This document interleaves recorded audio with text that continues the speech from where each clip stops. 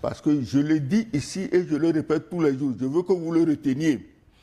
Le jour où ça pète dans un seul des pays de la CEDEAO, toute la CEDEAO prend feu. Et si le président du Burkina Faso, le capitaine Ibrahim Traoré, a parlé d'hiver noir, il a parlé de toute la sous-région. Il n'a pas parlé des pays de l'AES ou bien de tel ou tel pays de la fameuse CEDEAO.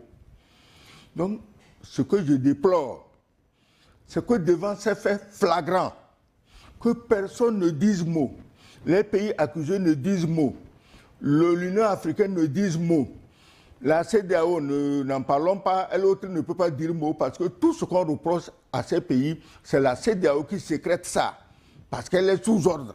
Donc, le président Tiani, on lui dit merci pour la clarté de ses interventions.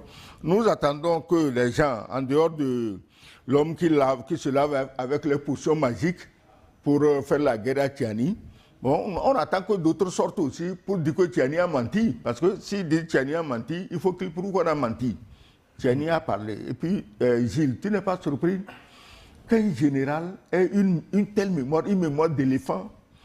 Quand je l'ai entendu citer les localités de Côte d'Ivoire, mais ça m'a fait froid au dos. Ouais. Donc, puisqu'il a été sur le terrain.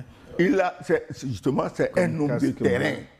Ce n'est pas les généraux salonards, des généraux de pacotille qui vont revenir dans 10 ans conquérir l'Afrique.